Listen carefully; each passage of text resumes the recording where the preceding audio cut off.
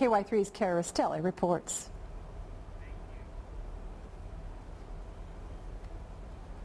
Now that you can raise up to 6 chickens in Springfield, farmer Curtis Millsap says you should. Basically, in exchange for food, housing, and water, you get eggs, which is a pretty good deal. But he warns, just like any pet, chickens require care that costs.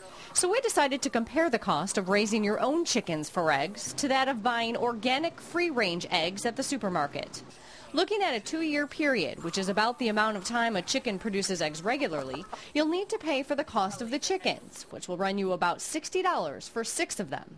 Then you'll need to feed them, most likely organic, non-genetically modified feed, which costs about $20 a bag and will last you about a month.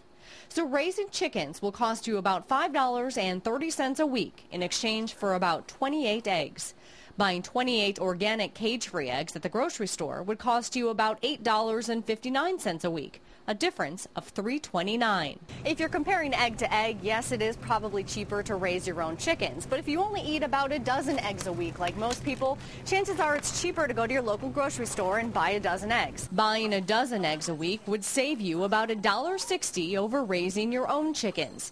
Of course, you could always sell your extra eggs to make up the difference, but Millsap says it's not always about the money. Mostly it's about people enjoying knowing where their food comes from, being able to trust that. And he says they taste really good. Once you've had a fresh egg from your own flock, you don't go back.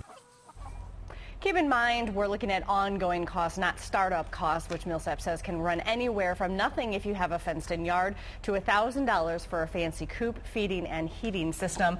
You can treat them pretty much like you can a dog. You can, put water out for them and put feed in a little tray. So really, costs are minimal, or you can spend a lot of money. Now, the city ordinance, though, does say they have to be contained or in a pen of some kind. Which is why we talked about, if you already have a fenced-in yard, it could cost you nothing. Yeah.